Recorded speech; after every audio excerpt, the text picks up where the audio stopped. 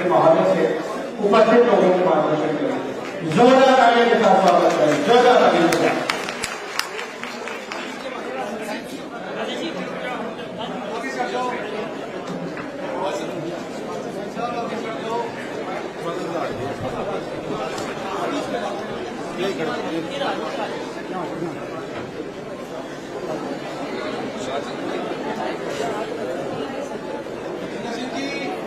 हिमाचल सरकार में मैं बिठा रहा था बंदे आयुष एवं युवा खेल एवं विधि मंत्री श्री राजेंद्र कुमार जी, हिमाचल सरकार में मुख्य संसदीय सचिव श्री किशोरी लाल जी, श्री आशीष पटेल जी, श्री संजय रतन विधायक, श्री कुलदीप खाने जी, अध्यक्ष कांगड़ा केंद्रीय सरकारी बैंक, श्री संजय सिंह चौहान जी, अध्यक्ष हिमाचल कृषि एवं ग्रामीण विकास बैंक, पूरा विधानसभा क्षेत्र के सभी बुजुर्ग, पंचायत प्रधान, माताएं, बहनें, युवा साथियों और प्यारे बच्चों, आज मैं दूसरी बार सुलह विधानसभा क्षेत्र में आया। एक बार तब आया जब संजय चौहान जी ने मुझे कहा कि कांगड़ा में अगर सबसे ज्यादा कहीं नुकसान हुआ है तो मेरे क्षेत्र में हुआ है, सुलह विधानसभा क्षेत्र में हुआ है। आप आइए। मैं जैसलमेर गया, जैसा कि राजेंद्र कुमार जी साहब है, और जहां तबाही मची थी उस तबाही के मंजर को मैंने अपनी आंखों से देखा और निश्चित रूप से सुलह विधानसभा क्षेत्र में बहुत अधिक तबाही हुई। मैं धन्यवाद देना चाहूंगा संजय चौहान जी का, जो कि कृषि एवं ग्रामीण विकास बैंक के अध्यक्ष है। इन्होंने आपके दर्द को समझा और उस दर्द का इलाज धीरे धीरे करना शुरू किया। मैं देख रहा था, आज मेरी ये तीसरी सभा है और आज मैं आपके पास आया। 15 महीने पहले आप लोगों ने आशीर्वाद दिया। सुलह विधानसभा क्षेत्र से बेशक हमारा विधायक नहीं जीत सका, लेकिन जनता ने जो कांग्रेस के साथ खड़ी रही, उनका प्यार, उनकी भावनाएं हमेशा हमारी सरकार के साथ बनी। और मैं आज इस मंच के माध्यम से सुलह विधानसभा क्षेत्र के जनता से कुछ बातें करना है। जब सरकार बनती है और सरकार के बाद जब कामकाज शुरू किया जाता है तो उस समय नई सरकार की अपनी प्राथमिकताएं होती हैं। अपनी प्राथमिकताओं में हमें ये तय करना पड़ता है कि सबसे पहले हमें हिमाचल प्रदेश के लोगों की सेवा करनी है, तो किस दृष्टि से हमें योजनाएं बनानी पड़ेगी। और जब हम ये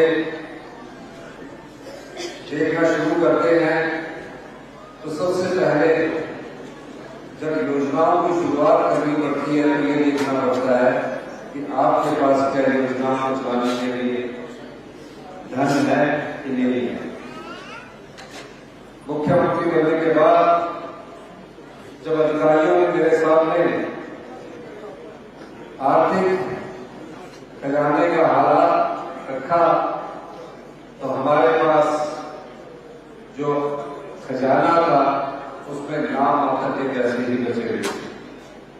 भारतीय जनता पार्टी की सरकार ने 5 साल में अंधाधुंध जो आपका पैसा था उसका दुरुपयोग किया। मैंने अधिकारियों से कहा कि हमने कुछ गारंटियां दी हैं, कुछ वादे किए हैं और इन वादों को पूरा हम कैसे करेंगे। उन्होंने कहा आपके पास यही संसाधन है, इतना ही पैसा है, या तो आप सरकार चला लें या इन गारंटियों को पूरा कर सकते। मैं दिन प्रतिदिन अधिकारियों की बैठक देता रहा, रात के 2 बजे तक, ये सोचकर कि किस प्रकार अपना राजस्व बढ़ाया जाए और किस प्रकार अपनी योजनाओं को अमल में लाया जाए। धीरे धीरे हम बढ़ते गए और जब कोई रास्ता न दिखा तो हमने कहा कि हमें कड़े फैसले और साहसिक फैसले लेने चाहिए। उन कड़े फैसलों में हमने देखा जो जनता का धन है, जो आप लोगों का पैसा है, वो कई भ्रष्टाचार के दरवाजों से बाहर निकल रहा था। उन दरवाजों को बंद करना भी मुश्किल था, क्योंकि 40 साल से एक ऐसी व्यवस्था चली हुई थी। उस व्यवस्था को जब रोकते तो उसमें कई लोगों को बहुत परेशानी हुई, लेकिन मैंने दृढ़ निश्चय किया और धीरे धीरे उन रास्तों को बंद करना शुरू किया। धीरे धीरे हमारी अर्थव्यवस्था मजबूत होने शुरू हुई।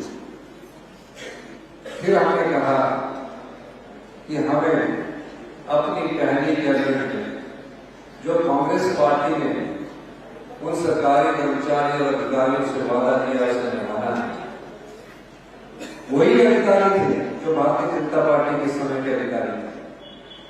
वो तो 60 साल तक नौकरी में रहते, हम तो 5 साल के बाद नौकरी पाने के लिए दोबारा जनता की गालत में जाते हैं और जनता तय करती है कि क्या इसे आगे बढ़ना है या नहीं बढ़ना है, इसको जिताना नहीं जिताना। लेकिन अधिकारी वही रहते और सरकार में कोई भी काम मुफ्त चुनावी नहीं चलता, लिखित में चलता। और मैं तो पहले कभी मंत्री नहीं रहा, मैंने कहा ठीक है, लेकिन भ्रष्टाचार के दरवाजों को आपको बंद करना पड़ेगा। तकलीफ कईयों को होती है, लेकिन फिर हम आगे बढ़े और हमने पहली ही कैबिनेट में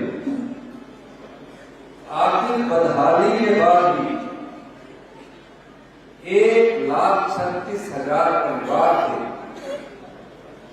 1,36,000 के परिवार के लोगों को हमने सामाजिक सुरक्षा मुहैया करवाई। उन्हें एनपीएस के तहत बदलकर ओल्ड पेंशन स्कीम में लाया और उनका भविष्य बुढ़ापा सुरक्षित किया। और ये बुढ़ापा जब हमने सुरक्षित किया तो अंदाजा लगाइए हमारी सरकार पर कितने कठोर पाबंदियां भारतीय जनता पार्टी की सरकार ने जो केंद्र की दिया। हमारा 1800 करोड़ रुपए आने मिला था, वो उन्होंने रोक लिया। हमारा 9,000 करोड़ रुपया जिसमें सरकारी कर्मचारियों का अंशदान भी था और सरकार का अंशदान भी था, वो उनकी तिजोरी में पड़ा हुआ है, लेकिन वो हमें नहीं दे रहे। हमने हिम्मत नहीं हारी। अधिकारियों के विरोध के बावजूद भी मैंने उन सभी परिवारों को जिनका बुढ़ापा हमने सुरक्षित किया कि अंतिम साल तक सरकार से सरकारी कर्मचारी लोगों को ओल्ड पेंशन स्कीम से लाभ। क्योंकि मैं एक आम परिवार से आता हूँ, कर्मचारी परिवार से आता हूँ, दर्द जानता था। उसके बाद हम धीरे धीरे आगे बढ़ रहे हैं। इतिहास की सबसे बड़ी आपदा में इस प्रदेश को झकझोर कर रख दिया। कोई कल्पना नहीं कर सकता था। हमने अपने जीवन काल में ऐसा कभी समय नहीं देखा कि इतनी अत्यधिक बारिश हुई हो और घर के घर तबाह हो गए, पशुशालाएं तबाह हो गई। जो बड़ी मेहनत से जिन लोगों ने घर बनाए थे, वो घर इस आपदा में ढह गए।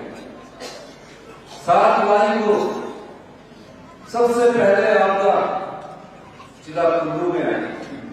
प्रदेश के मुख्यमंत्री बनने के बाद मेरा दायित्व बनता था कि मैं जिला कुल्लू के लोगों के साथ खड़ा हूं। पूरे प्रदेश में अत्यधिक बारिश हो रही थी। ऐसा नहीं था कि सिर्फ शिमला में बारिश हो रही है, शिमला में बारिश हो रही थी तो इंदौर में भी बारिश हो रही थी। और जब मुझे पता लगा कि वहां सभी सड़कें टूट गई है, पीने के पानी की योजनाएं सब ढह गई है और कई घर पूर्णतः नष्ट, मैं 7 जुलाई की रात वहां पूरे अधिकारियों से बैठक की और हमने कहा कि 48 घंटे के भीतर हमारे कुल्लू की जनता को पीने के पानी की सुविधा भी उपलब्ध करवानी है और बिजली भी उपलब्ध करवानी है और सड़कें टेम्परेरी रूप से जोड़नी है। 75,000 के करीब टूरिस्ट जो हमारे मेहमान थे, हमारी संस्कृति के अनुसार उनकी रक्षा करना बहुत जरूरी था। 15,000 गाड़ियां फंस गई, हर जगह से फोन आते थे, एम्बेसी से फोन आते थे, इन्हें बचा कर रखिए। एक भी पर्यटक की मौत नहीं होने दी, कोई लूटपाट नहीं होने दी। 75,000 लोगों को हमने सुरक्षित घर पहुंचाया। अभी हम इस जुलाई की आपदा से धीरे धीरे ऊपर बढ़े और मैंने 15 अगस्त का कार्यक्रम अपना कुल्लू में रखा हुआ। 14 अगस्त की रात को इतनी तेज बारिश हुई कि शिमला में हर जगह लैंडस्लाइड, फोन की घंटियां पर घंटियां बज रही थी। एक घंटी बोलते में अधिकारियों को निर्देश मिल जाता, दूसरी घंटी बज जाती थी कि आज यहाँ है। 14 अगस्त की एक ही दिन में 51 मौतें हुई, 51 लोग हमें छोड़कर चले गए, जिसमें 22 लोग शिमला के सिर्फ वाड़े में हमको छोड़कर चले गए। मैंने सांस्कृतिक कार्यक्रम रद्द किया, मैंने 15 अगस्त का कार्यक्रम रद्द किया और कहा कि हम एक रस्म अदायगी करेंगे और झंडा फहराएंगे और उन परिवारों के लिए हम छूट गए। हर जगह मातम था। जिस परिवार के पास मैं जाता था उस परिवार के पूरे सदस्य खत्म हो गए। फिर पता लगा कि मंडी में बारिश हुई, हर जगह से भयंकर तस्वीरें पूरे मीडिया में चल रही थी। सब जगह गए, सारी जगह जाने के बाद मन में एक ही आशा होती थी कि इनकी मदद कैसे की जाए। जैसे मैं यहाँ आया, शाम को मैं वहां जाता था और जाने के बाद मैं उन लोगों से मिलता था, अपने अधिकारियों से मिलता था। मैंने कहा कि भारत सरकार से बात करो। उन्होंने कहा मुख्यमंत्री आप देश के प्रधानमंत्री से बात करो। मैंने देश के गृह मंत्री से बात की, देश के प्रधानमंत्री से बात की। गृह मंत्री और प्रधानमंत्री जी से बात करने के बाद जब मुझे आश्वासन ही मिल गए, मैंने कहा कि अगर हम इन परिवारों को नहीं बचाएंगे तो इन परिवारों के जो बच्चे हैं और भविष्य की पीढ़ी है वो हमें कभी माफ नहीं करेगी। 4,000 घर पूर्णतः नष्ट हो गए, 13,000 घर आर्थिक रूप से टूट गए। आप सब लोग गांव से आते हैं, हम सब लोग गांव से आते हैं, हम सब लोगों को दर्द पता है।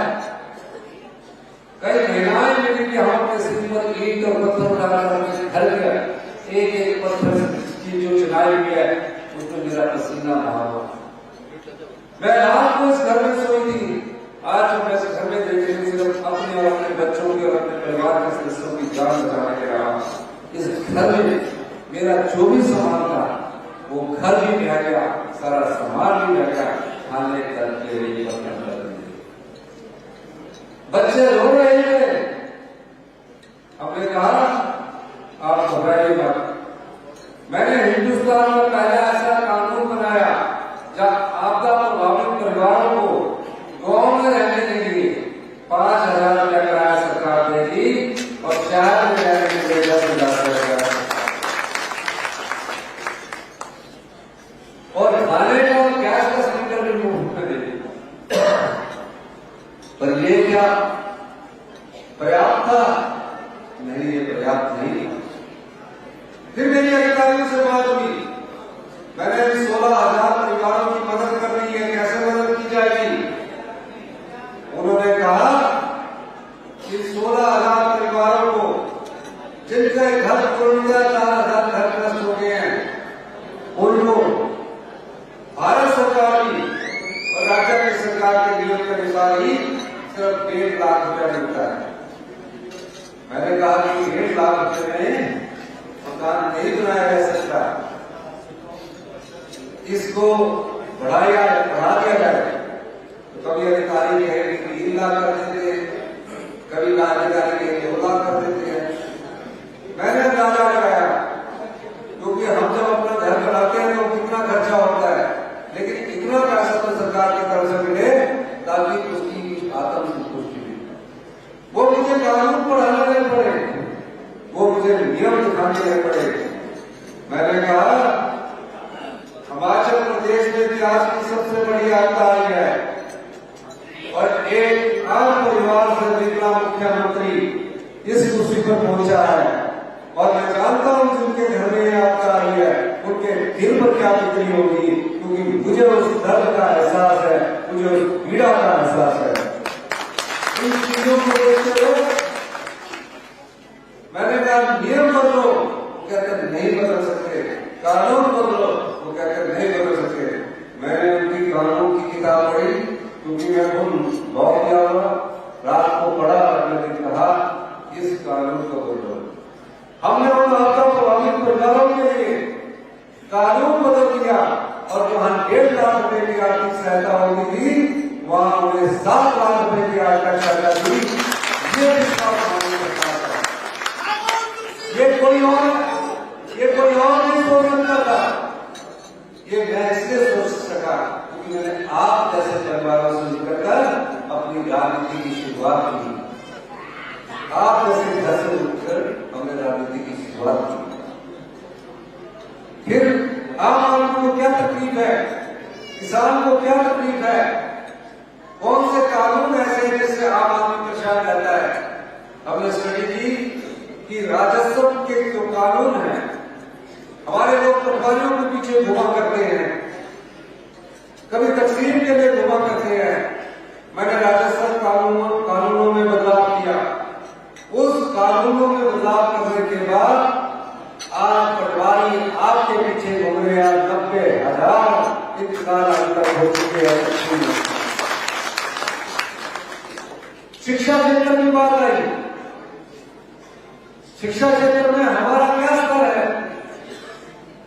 5 साल से जो सरकारें चली आ रही थी, 40 साल से सरकारें चली आ रही थी, महज स्कूल खोलना उद्देश्य नहीं होना चाहिए। स्कूल में शिक्षक का होना बहुत जरूरी है, और गुणात्मक शिक्षा का होना बहुत जरूरी था। बच्चों को पता किया गया, आकलन किया गया, गवर्नमेंट स्कूल में पढ़ने वाला 5वीं का बच्चा दूसरी कक्षा की किताब नहीं पढ़ सकता, दूसरी कक्षा की किताब नहीं पढ़ सकता। गुणात्मक शिक्षा में सुधार लाया जाए, हम इस पर सोचने लगे। शिक्षा मंत्री रोहित ठाकुर जी और आशीष पटेल जी के साथ मेरी चर्चा होती थी। कई दौर की चर्चा हुई कि कैसे हमें एक गुणात्मक शिक्षा लानी चाहिए। मैं खुद गवर्नमेंट स्कूल से पढ़ा हूं। जब हम पढ़ते थे तो बेंच नहीं होते थे, टाट हुआ करती थी, 8 मिनट में मिलते थे, होते थे ना सर, जो हमारे समय में होंगे जानते होंगे। तो मैंने कहा कि कहां आत्मविश्वास की कमी है। हमने पाया कि दूसरे प्राइवेट स्कूल भी है, गवर्नमेंट स्कूल में पढ़ाने वाले शिक्षक कंपटीशन देने को आ रहे हैं, लेकिन सिर्फ टाई लगाने से उनका आत्मविश्वास होता है। हमने उसमें भी बदलाव कर दिया। ये जो अगला शिक्षा सत्र होगा उसमें पहली कक्षा से गवर्नमेंट स्कूलों में पढ़ने वाले गांव के सभी बच्चों को इंग्लिश मीडियम में पढ़ाया जाएगा और उनके घर से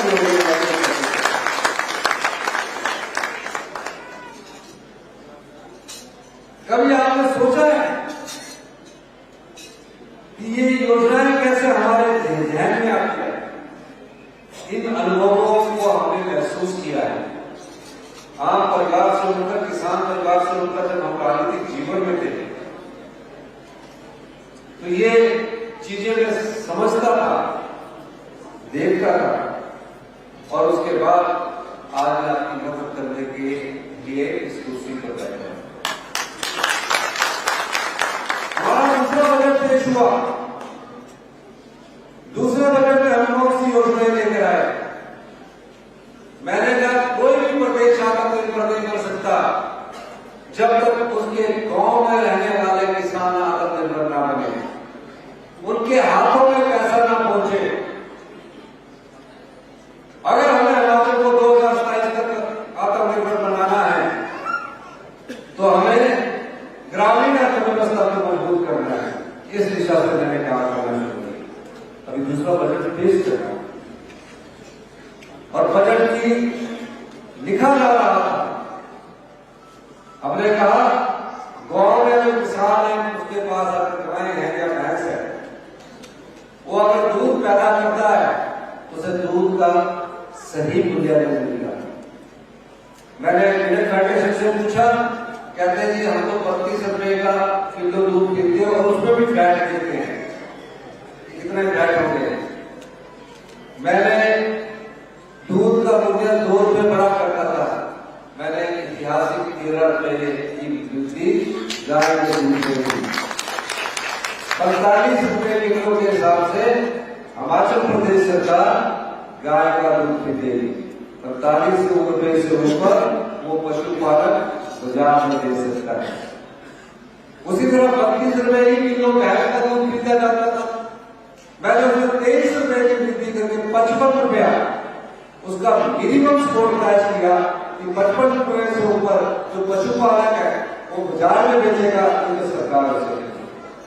अब जिसमें गाय रखी होती है या भैंस रखी होती है, गोबर भी होता।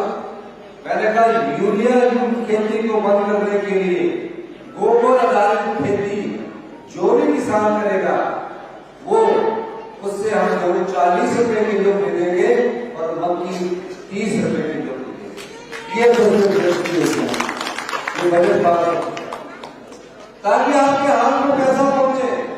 अभी ये धरातल पर जब आएंगे आप महसूस करेंगे। उसके अलावा हमारे यहाँ कई महिलाएं पुरुष मनरेगा के तहत काम करते हैं। मनरेगा में दिहाड़ी सिर्फ 240 रुपए मिलती है और जब 240 रुपए दिहाड़ी मिलती है, मैंने कहा असेसमेंट करके 200 रुपए बढ़ जाती है, तो गरीब के हाथ में पैसा कैसे आएगा? मैंने 60 रुपए की ऐतिहासिक वृद्धि की और 1 अप्रैल 2024 से आपको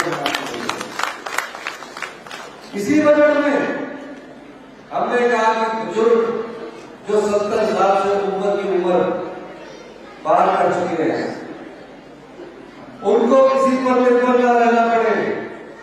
उनके लिए हमारी सरकार 70 साल से ऊपर के सभी बुजुर्गों को फ्री मेडिकल फैसिलिटीज देने जा रही है, जो 8 देंगे।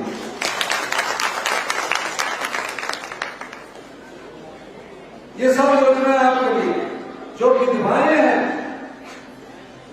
पिछले वर्ष की बजट योजना में हमने उन बच्चों को जो बच्चे अपनी माता को खो चुके हैं, जो बच्चे अपने पिता को खो चुके हैं, मुख्यमंत्री बनने के बाद एक रिवाज होता है कि सचिवालय में जाकर कर्मचारी और अधिकारी उनका स्वागत करते हैं और मुख्यमंत्री बैठक लेते हैं।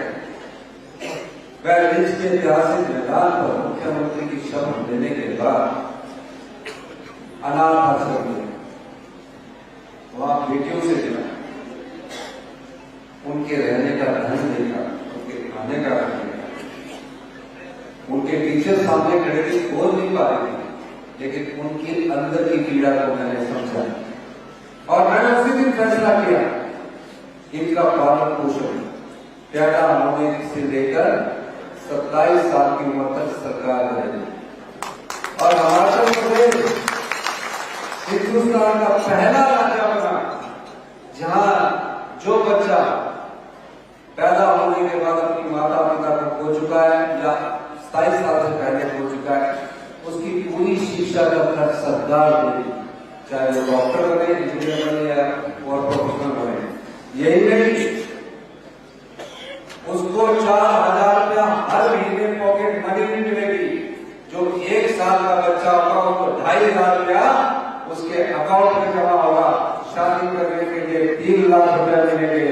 अगर MBBS की कोचिंग करनी है तो 1 लाख रुपया मिलेगा और पूरी पढ़ाई का खर्चा सरकार उपलब्ध करवाएगी।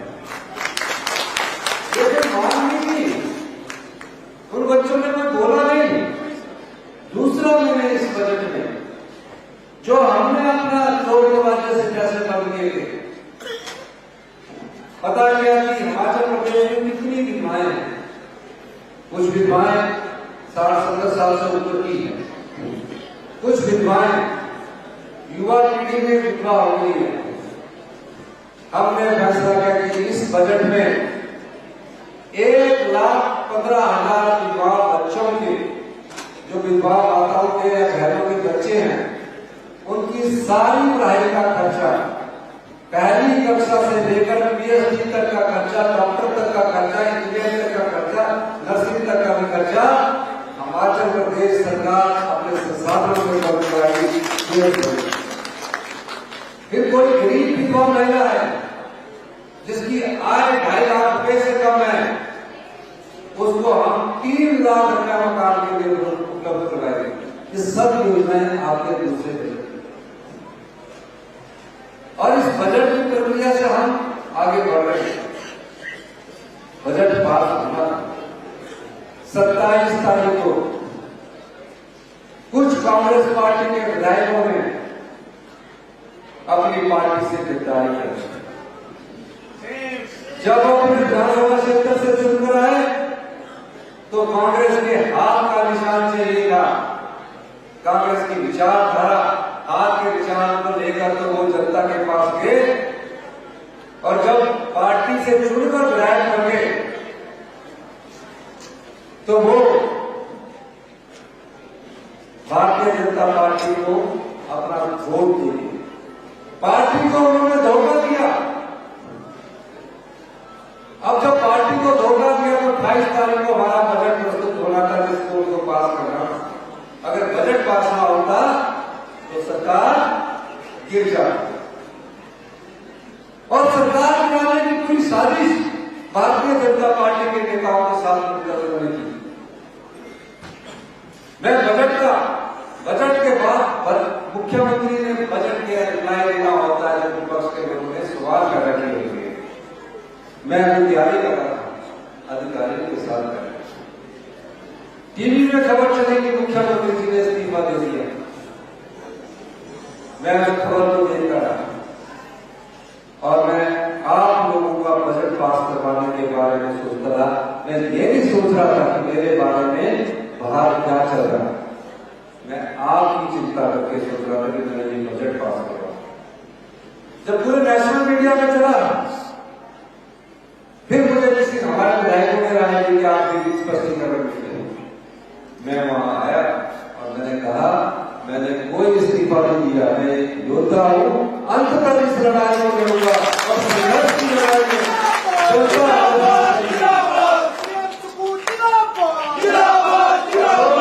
जो मुख्यमंत्री जयराम ठाकुर जी वहां कह रहे थे, सदन के अंदर कह रहे थे, अब तो उनको भगवान भी बचा नहीं सकता, हमें उसी भगवान ने बचाया, क्योंकि वो जानते थे कि आम आदमी का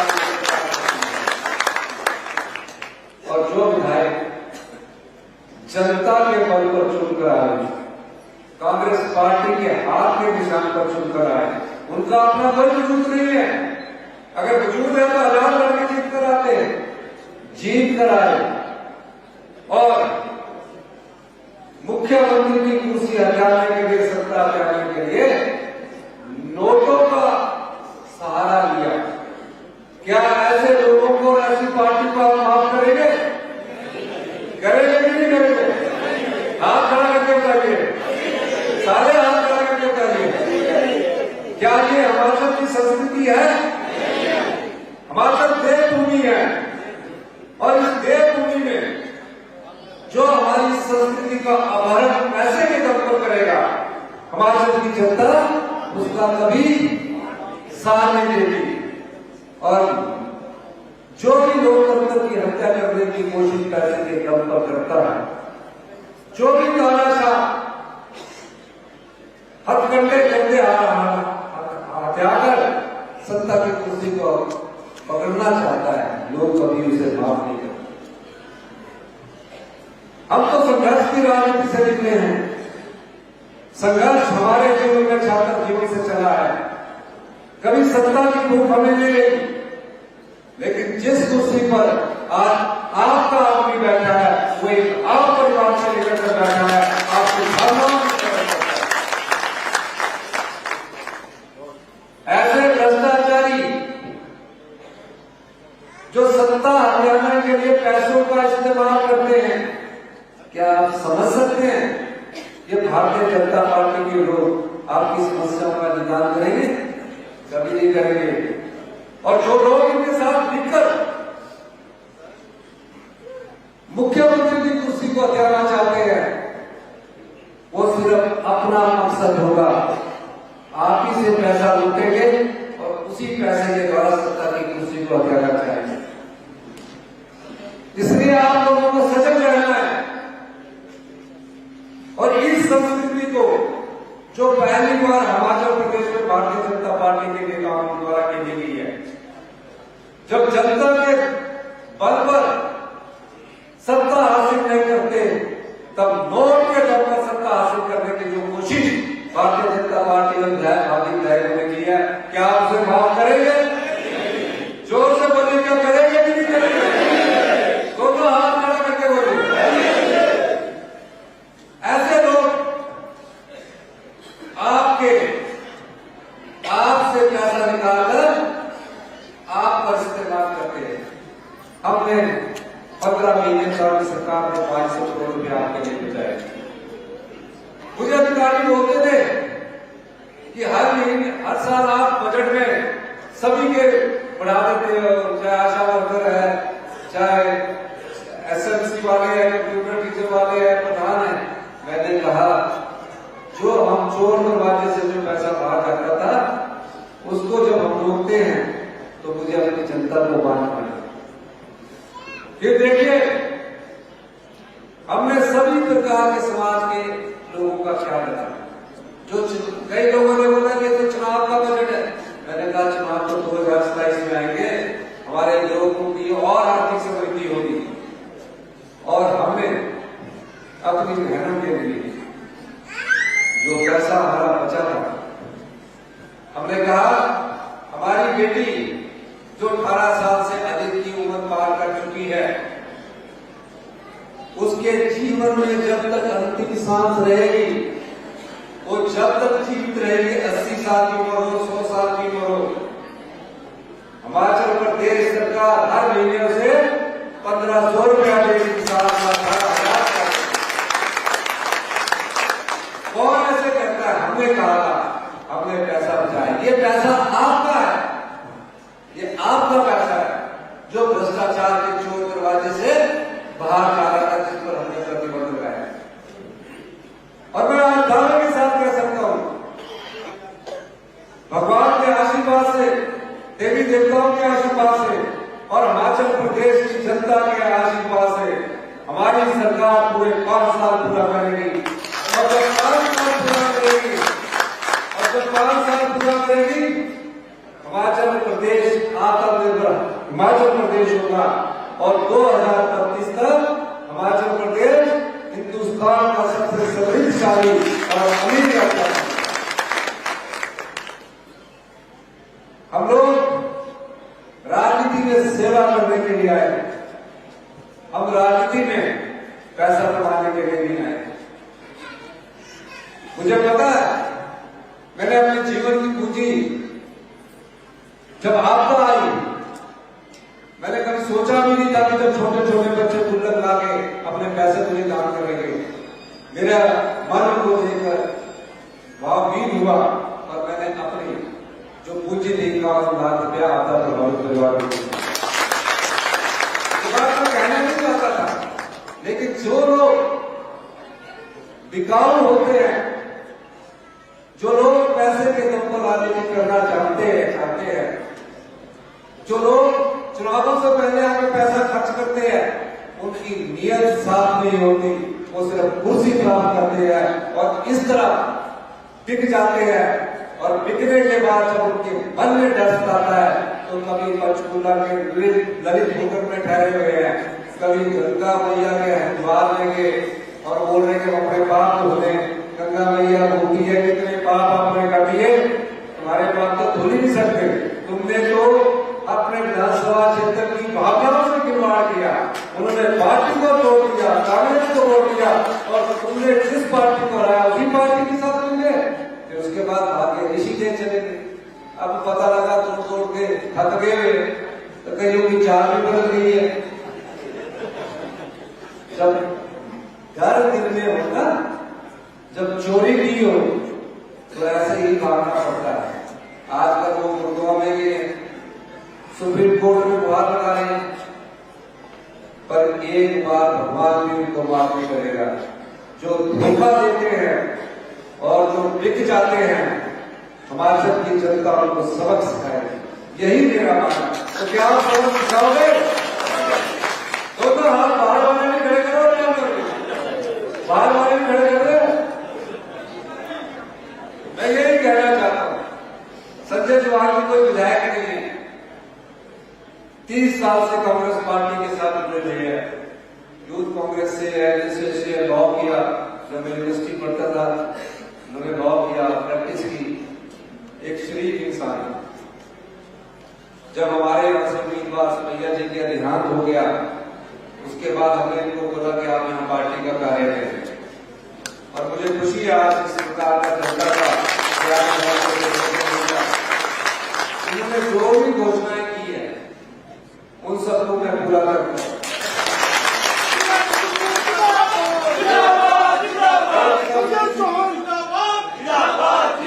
एक सब तहसील की घोषणा मैंने की है, उसको तहसील बनाने की मैं घोषणा करता हूँ। इसके अलावा आने वाले समय में और आगे जो भी काम मुझे दिखाएंगे, इनके दिलों पर सारे काम होंगे, ये मैं आपको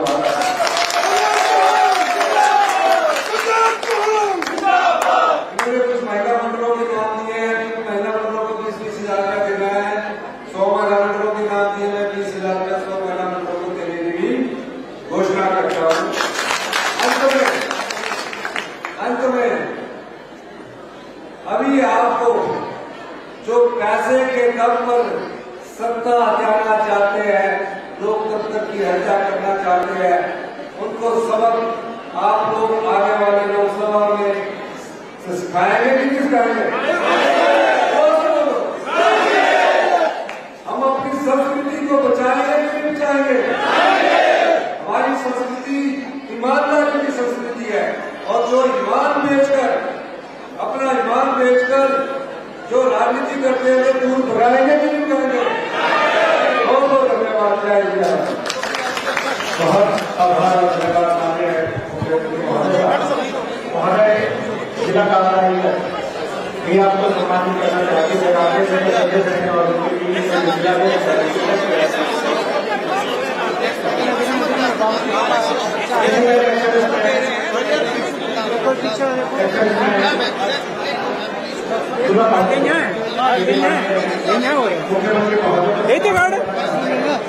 दे देना और परसों ले आना, नील को बोला परसों ले आना। हाँ बोल, जय सिंह को उधर पर ज्वाली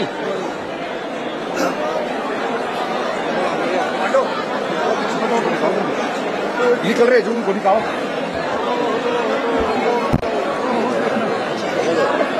काफी आपने देखा